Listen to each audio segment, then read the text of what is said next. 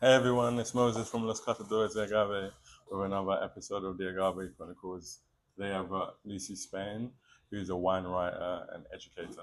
How are you, Lucy? I'm well. Thanks for having me, Moses. No, I've been looking forward to this, a bit of a crossover episode. Exactly. We love collab. Yeah, so we're doing, as mentioned, of course, we're doing some wine knowledge because more and more tequila brands are actually resting their brands in some wine barrels. So, of course, when it comes to wine, tell me about like your background in wine and how you got into it. Yeah, absolutely. So I would say how I got into it, I love to come at wine sideways, is how I put it, which is great for this conversation because I think that there's so many intersections with wine, right? So many ways to access it, whether it be food, music, different spirits, travel, geography, dating. Like there's a million crossovers. So I think anybody that has an interest in like anything, you can find a way to kind of fit wine into it. And my passion is traveling, meeting people, learning about the history and the culture,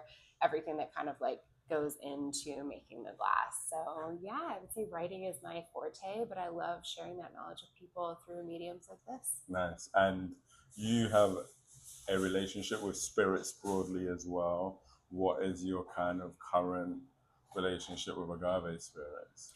Agave spirits, I would say I am always learning. It's one of those things where I haven't yet got to see an agave harvest or I haven't visited an agave farm. And I think that unlocks so much knowledge when you see it actually happening and you see that process from beginning to end. So I'm not there yet with agave, and I'd love to kind of see that happen. So that's why I'm excited to learn more through you and the Chronicles. Yeah, absolutely. And so we'll start off with terroir in wine is very important to the development of wine and how it's grown. Yep. More and more brands, as I mentioned, are starting to do this. Tell me how this impacts wine. Yeah, so terroir is a really interesting concept, and I think the way that I like to look at it is through the tangible and the non-tangible. Yeah. What I say, the scientific and then the dogmatic. Yeah.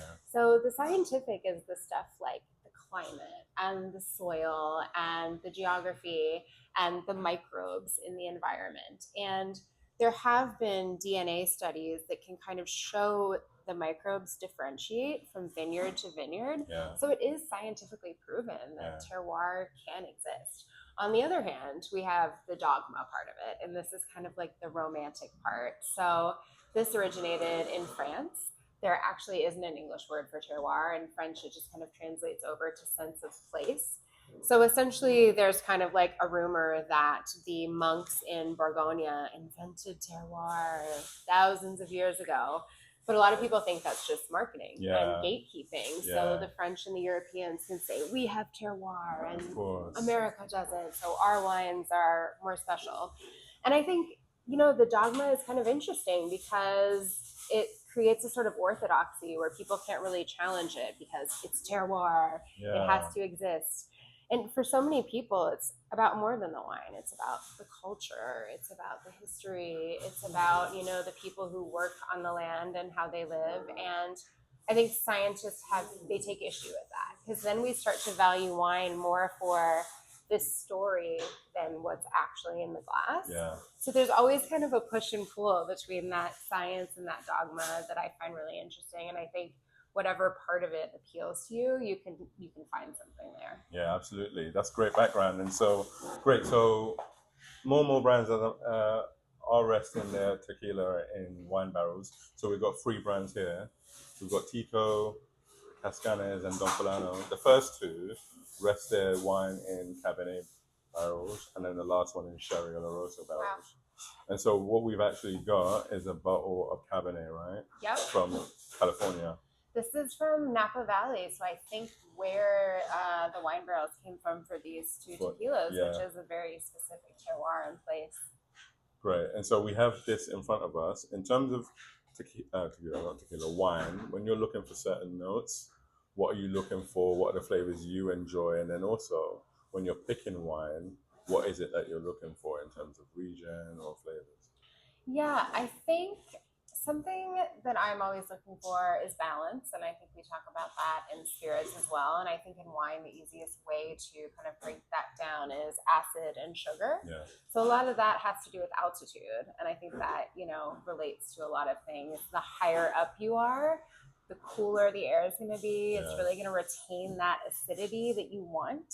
And then if you're more, on a valley floor or somewhere a bit warmer, you're going to get more of that riper, jammy fruit, just like any kind of fruit that grows in a warmer climate. It's going to be a bit more luscious and ripe. So I love an acidic wine. I love a wine that's got a little bit of a kind of, I don't know, just a sharpness to it, or something that kind of like perks your taste buds up. So I really enjoy wines that come from alpine regions, volcanic regions, anything that's bringing that kind of elevation in. Okay, so should we try this one? Yeah. So this is Napa Valley. It's going to be a mix of a few different AVAs, which the kind of legal government naming for protected areas of terroir, essentially. So this is a blend of a few from Napa, 100% Cabernet Sauvignon grapes. And it is aged in both French and American oak. Okay. Yeah. Cheers. Cheers. So describe like the nose and then of course the taste for me, please. Yeah, of course. So I think the first thing with a Napa Cab that gets a lot of sunlight, we're going to talk about that fruit. I think right off the bat, you're getting sort of blackberry, you're getting black cherry. And then I think that's going to be the core notes, the fruit. And then from the oak we were talking about, there's some really amazing kind of vanilla, a bit of caramel. It's almost that like dessert side of it that you get, a really softening of those more sharp fruit flavors. And then with any wine, really, what you're smelling and what you're tasting should be the same thing. It'd be weird if you smelled one thing. Like if I smelled blackberries and then tasted blueberries, I'd be like, what? So I'm hoping that we'll kind of taste something similar. Yeah.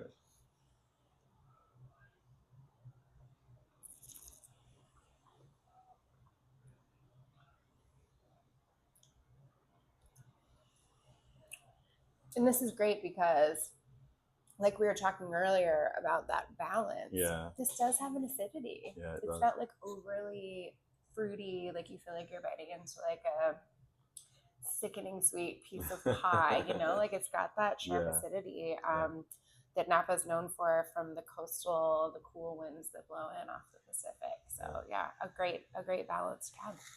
So in tequila specifically, well, not specifically, but like you said with wine, there is regions, right? That's an important aspect, and a lot of it is split into highlands and valley. Yep. In the same way, wine is like, how else might this impact tequila apart from what you've already described? Yeah, I think, aside from the elevation, we can also think about the UV rays. So the higher up you are, the kind of heavier and stronger those sun UV rays are going to be. So it's going to make the skin a bit darker and a bit thicker. And then that's going to come through with a wine like a Cabernet that you can't really see through. Something that's a bit closer to the ground in the valley where those UV rays aren't as intense. Thinner skin, lighter color, so it won't be as concentrated. I think also something that we say about wine, and I'm curious if it's similar with agave, we always want the vines to struggle. We don't want it to be easy for them to just overproduce and overgrow, because then those grapes aren't going to be that concentrated. They're going to be, a little bit more watered down. There's not going to be like that much character to them. So on a valley floor, that soil is so fertile. It's constantly damp. Like everything is just sprouting up like weeds. Up in the mountains, that soil is going to drain a lot faster just because of gravity. It's going to be a bit rockier. So with all that drainage, the vines are going to have to struggle a bit more. So they produce less fruit, but more concentrated fruit. Nice. And so we're going to try the first one, Tico. Such a pretty color. That's great. It's wild that color is just from the cab barrel. Yeah, absolutely, because it would be pure white. Otherwise, they're both, in the Tico example and with Cazcanes, they both use Blancos, so they're completely white, or as you describe it, silver initially. And so all of that is the color of the barrels that's been picked up. And so the aim of this is to see kind of what carries over. Of course, we don't know the exact wine that they use or the wine barrels, but if there's any sort of flavors that carry over. Similarities, yeah. So often knows I get some cooked agave, but is there any kind of flavors that you identify that would probably be a wine nose? I think that cooked note is really interesting because I think that kind of lends itself to having a bit of the complementary fruit as well, just kind of like a softening. Yeah. And I think you can get a bit of kind of a soft berry coming in kind of on the undertone.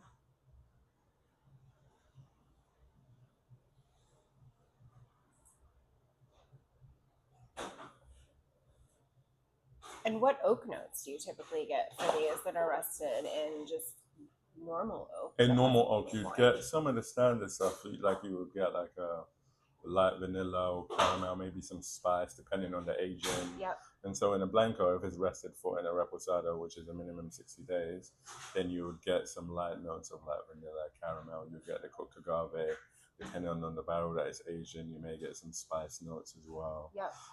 If it's an añejo, which we're going to try later on, then you will get much deeper flavors of that. You may get some butterscotch as well. Yeah. And some of those kind of dessert kind of flavors. Yeah. The last one is an extra añejo, so that is very, very close in kind of taste profile to make it easy and maybe like a bourbon. Yeah. Very similar. Deeper and exactly, deeper, very deep. And you'll see even in the colors that it changes a lot. It's amazing even with something this light that you still can kind of get that vanilla from the oak. And I guess that's or a subtle way to do it is to use the oak that's already been used for sure. well. And this wouldn't have been rested for long. I think these two are both 5 weeks. Yep. Cool. Yeah, the color is so cool.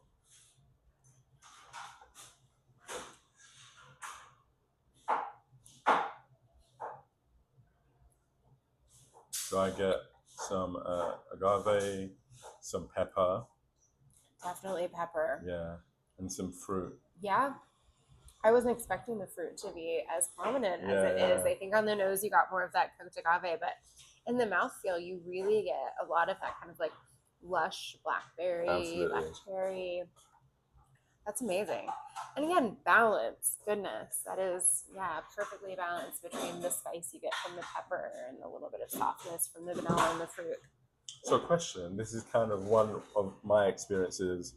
Of course, we have the club and we try a lot of agave spirits, but historically, everybody's probably first introduction to alcohol is probably wine in some way, right? It could be at dinner, it could be an awful wine, it could be a really expensive one, but everybody, for a lot of people, I'm assuming that their kind of introduction to alcohol is wine. What I found is, for me, it's probably easier to identify tasting notes in agave because the ABV is higher than it is in wine. What do you think on that? And how, when drinking these side by side, what do you think when comparing them? It's so funny because I tend to think the opposite, but I think it's probably because I have more exposure to the wine. I think with the spirits, I think you just have to be a bit more intentional about it, right? Like sometimes I'll watch people go for like a huge sniff and it's like, oh no, you're gonna burn your nose hairs out. Sure. So you have to be a bit more careful, and I think the snifters are kind of perfect for that. And I've even seen people kind of do like a wafting if you're smelling a lot of spirits at once. Some people put it on their skin, rub it like in, a and have almost. to have a sniff, and like there's so many different ways people are trialing to kind of get additional sense of the spirit that they're trying. Yeah, no, that's fascinating. And I think like something that's important to remember is the smells that you're going to be able to associate are the things you grew up with, right? Like I think it's interesting here in the UK, like black currant is a big tasting note for people, but I grew up in the US where we don't really have currant, so I would never smell a wine and say, oh, currant. So we have to think about like where are people from in the world, what do they have exposure to, and what is this going to remind them of? And I think that can be fun as well because it allows us to go out of the lexicon of just fruits and vegetables and say, this smells like my grandmother's sweater, or my, this blanket that was in a horse farm that I went to. Like just kind of using core memories that you have, which I think you could absolutely do with spirits as well. Yeah, absolutely. So more and more, as I mentioned, we're seeing brands. There's one specific brand, Ocho, in the UK. Well, they're not in the UK. They're a global tequila brand, but they focus on single estate. We actually had their global Wow. brand ambassador Jesse on one of the previous episodes. But they focus on agave from single estate, and every single bottle that you get from there is actually every single bottle from a single estate of agave is named, Yes. and the numbers are on there as well. Yes. How does that have any commonality with single vineyard wines? Yeah, well, I think, one thing that comes to mind is obviously the marketing power of it. Yeah. I think that you can these places can build up a massive reputation. For example, some vineyards that are really famous are like Romane Conti in Bourgogne, or Tokalan in Napa Valley. So that's almost like saying Chanel or Vuitton. Okay, yeah. And they will also put that on the bottle. Yeah. So there's that kind of marketing catch to it. And then I think there's also, I think the government regulation is really interesting as well. And I'm curious if this is something that Agave is getting into as well, where the French do it really well. Almost every wine region in the world has government regulated areas. Yes. Where you can grow, Yeah. how you can grow, how much you can water it, what grapes can be planted there. And I think, that's great for a lot of reasons. It's, brand protection, brand safety. And then it's also to prevent fraud and things that, people probably don't think about that aren't in the business all the time, but definitely is prevalent. So I think it's a positive thing to kind of be able to protect these specific places, and it leads back into the terroir as well, where I think when we get a sense of place, we can respect the history of that land, the workers who are there, everything that goes on, the ecological environment. And I think at the end of the day, that's all good for sustainability and helping people not just say, this is a liquid in a glass, like, oh, this is actually from a farm where someone worked, where there was less rain last year, and put all the pieces together. Yeah, absolutely. I think one thing that I read recently, there's like 10,000 different types of grapes, right? Yeah. That go into wine. Yep. And there's like 270 types of agave. Oh, wow. Like not all of them are tequila, but in terms of different types of agave spirits. Yep. So again, to your point, that there's huge diversity, and as a result of that kind of complexity in the story and even the taste profiles that you get. And then even what we're starting to see more and more is, of course, the denomination of origin for tequila is 5 states in Mexico. Oh, wow. Yeah, but more and more regions are actually discovering that they have agave as well. They're not allowed to call it tequila or mezcal or whatever. That belongs to Mexico. Okay. But they're now releasing their own versions of agave spirit. So the category is broadening. Yeah, so I went to a tasting recently, and one of the ladies in the tasting was talking about her grandma in Jamaica having a huge agave just growing in her backyard. Oh my gosh, yeah, it's crazy. That's wild. Yeah, and like my partner is from Trinity, and they have agave everywhere as well. But because again, to one of your earlier points, the marketing isn't, or the knowledge isn't necessarily behind the diversity of the regions. Yep. But ultimately, there's agave growing everywhere. But for it to be tequila or mezcal, or I see that it has to be grown in the denomination. Yeah, absolutely. And I think that you all are at this beginning stage, kind of where wine was with champagne a long time ago, because you'll see people, oh, we're having champagne, and it's like, it is not champagne, it is sparkling wine. If it is not made in that tiny little region in France that is, controlled the AOP, then it is not champagne. So it's kind of like, what are we going to call all these other agave spirits? Like, will there be new names that come out, or will these new regions start to apply to kind of get a denomination? Yeah, but it's fascinating because I'm sure that you feel like, obviously what Mexico has is very sacred and special, but why not expand production into other regions if we can? Yeah, absolutely. I think that's the home of agave spirits ultimately, and that's where it's most recognized. I think there's no kind of negatives having additional regions, because it just expands the kind of knowledge of what agave is and how it should be appreciated, and also it adds complexities to certain regions and their taste profiles. Like you said, in here we probably have a nose for blackcurrant that probably doesn't exist in other countries. Yep. I think that will do the same and cultivate different ways of doing things. Absolutely. Similar to rum, in the sense that rum is not made the same everywhere. The second one we're going to try is Cazcanes. This is again another Rosa Blanco. This is 50% ABV. This is only currently available in the US, so I had a friend bring it over for me. Very cool. This one should probably have a little bit more nose and taste, only because it's a higher percentage. Got it. So that should impact some of the taste and nose. So the ABV will kind of bring out the flavor profile. Yeah, a bit more. And immediately you can get that on the nose. What do you, how do you kind of explain the differentiation in the color? Is that just because does it have to do with the ABV or maybe what the barrel's interested in? Yeah, that's a good question. So it could be a combination of both. It could be ABV. So of course this is higher, so it's, there's less water added in distillation. It could be the barrels as well. So meaning that I don't know what barrels were used. It could be first fill, it could be second, it could be third. Yep. And so of course the more it's been used, the less color it will add to the spirit itself. But I'm assuming in this case it's probably a combination of both, in terms of like the ABV and maybe some of the barrels that are being used. It's really cool. It's both like a privilege and could also hinder you, because I think with wine, the grapes obviously like have their natural color, so you can sort of hide anything that you might not want from barrels. But with a Blanco tequila, you're gonna get what you put it in, 100%, and you got to go with it. 100%. Yeah. And I think actually, ironically, one of the things that we focus on at the club is additive-free tequilas. And additive-free agave spirits broadly. Because of that, I think what you find is for some brands, because the quality of their spirit may not be good, what they'll do is they'll add some color in and maybe put it in a barrel, or add this in distillation, and then of course now they've hidden it with the imperfections 100%. and added maybe the caramel, the sweetness, and now you can repackage it and sell it. And so whereas some of the brands that we feature, there's no hiding, they get it wrong, they probably have to throw it, right?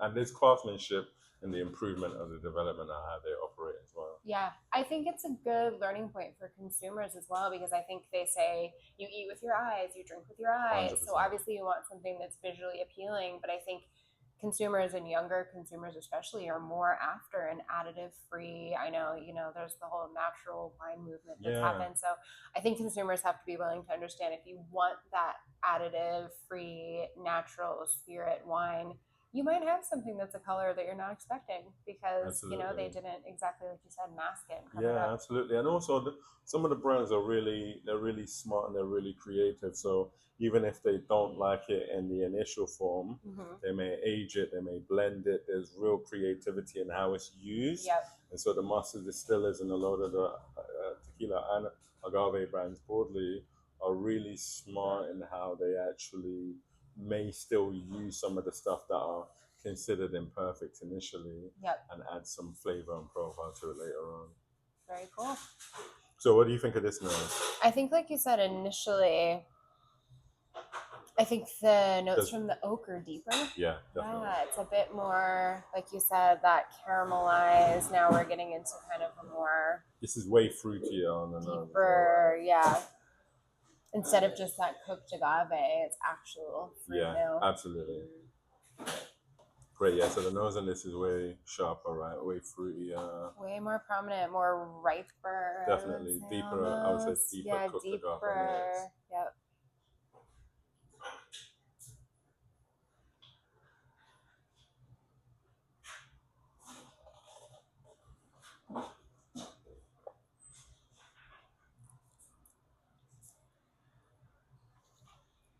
One thing I initially noticed on the palate, you just get a really round mouthfeel. Yeah. Like you can taste it everywhere. Yeah. Which is amazing. It gives you so much. It's a fruit. It's like a eat a mess I get from on the taste. I love that. Yeah, I think that goes back to what we were saying about the more like developed dessert notes. We talk about that in wine a lot, where it starts as like an underripe fruit, and then it can be a ripe fruit, and then it goes to a cooked fruit, and then like a desserty fruit. Yeah, 100%. Yeah, definitely. I'm getting more of that like stewed fruit, Yeah. like a bit of stewed cherry, even. It could be from the Cabernet Yeah, contact. but it's still you still get the agave notes, right? It's not hidden. It's still at the forefront. Exactly. Yeah, and I think that's something that when we first started looking into this and talking, it's such a beautiful complementary thing because, as you were saying, with these additive free brands, they're not trying to mask anything or cover up anything or add anything. It's just about what more can I get out Absolutely. of this already existing agave. Absolutely, and the creativity and the blending and the aging and stuff like that. Yep. So do you like this one? I love this one. I think, you know, you asked me a while back like some favorite wines and favorite wine regions, and I thought about it, and the answer is just like where am I, what mood am I in? Am I on a beach because then I want something a little bit lighter? Am I like sitting down for a date night and I want something like this that's a bit more like warming and fuller? But yeah, this is gorgeous. Yeah, absolutely. I think that's an important point because I think the reasons why I picked these two, because obviously they're wine, but also there's something for everyone. Yes. I was speaking to one of the founders of Tico, and he's not the biggest fan of like higher proof. So they don't want to do a higher proof, whereas Cazcanes are happy to explore that. Yep. And depending on where you are in your agave journey, you may not want a high proof. I love them, but like a lot of people don't. They're quite strong, right? 100%. Whereas this Tico meets that requirement. You can make like a Rose Paloma or some Exactly. nice Have a daytime drink without needing a napa. Absolutely. And then with the Cazcanes, you can also make some other stuff and you can sip it neatly as well. Yeah, wine's the same way. You know, we have like light whites and reds that come in around 10.5 ABV, and then something like a warmer climate cab, we're talking more like 14.5, 15. So pretty different at the end of the day. But again, there's something for everyone. Yeah, absolutely. Okay, so we've got Don Fulano Imperial here. This is an extra añejo. It was aged in French oak barrels for over 5 years, and then it was finished in Sherry La Rosa. I was reading the article that you wrote in relation to this video that we're doing, and you talked a lot about the history and the use of barrels. Can you kind of talk about a little bit of that? Yeah, absolutely. I think it's cool that this has a sherry connection because that's kind of where all of this reuse history started. So Spain was exporting a lot of sherry kind of all over the world. So then those casks are just kind of sitting around unused, which, you know, kind of a waste. So I think Scotch distillers kind of started looking at them and thinking, oh, okay, these are here. This is function. Let's go ahead and fill them with Scotch. That started happening, and people in the UK got a real taste for it with that kind of sherry softening to the Scotch. So then that creates, this started as function, but now it's flavor, and now there's demand from consumers. And then in America, you know, the bourbon boom happened, and then we had all these bourbon casks that, you know, were sitting unused. So a similar thing kind of happened there. So it is really interesting to follow it through history, and I think the cool part is it starts from function, saving money because barrels are extremely expensive, but then it moves into, hey, people like this and they want more of it, so let's keep iterating. Yeah, absolutely. So this one, as you can see, is a much darker colors to the one that we had.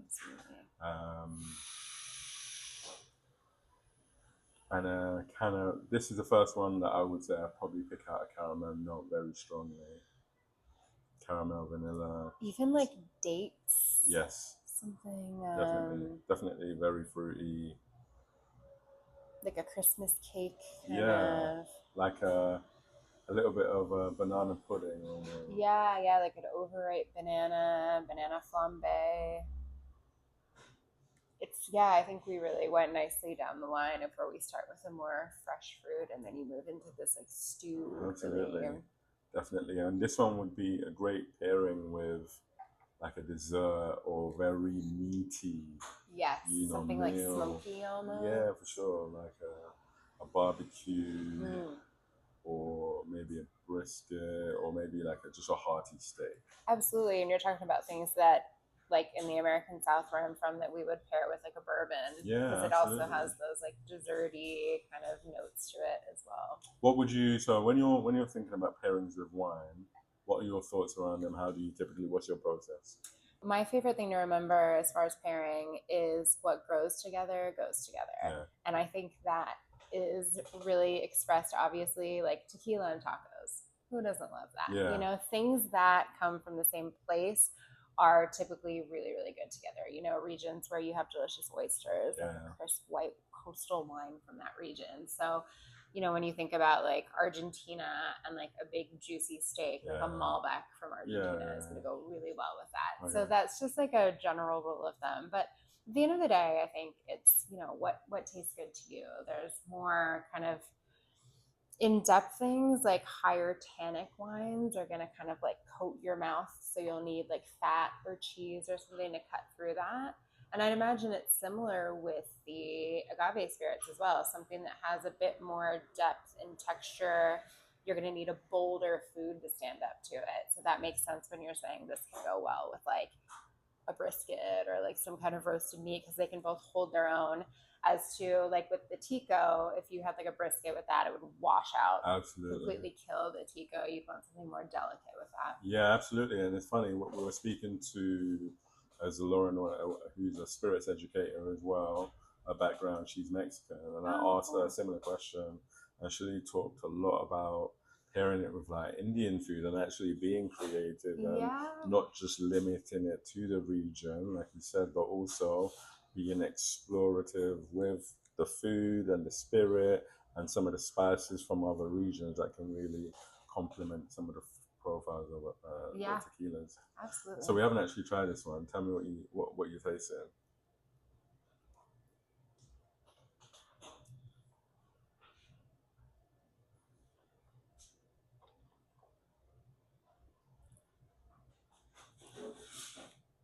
It's extremely smooth. Getting a bit of orange peel, which I wasn't getting on the nose, but that's showing up a lot on the palate. You still have the agave, which, you know, you want to shine through everything else, but I think the use of the French oak, it just really incorporates everything together. So you're not just like picking out these individual flavors of kind of like fruit, orange, agave. It really blends them together really nicely. Yeah. And in terms of, so we're in Bottle Rye in Brixton.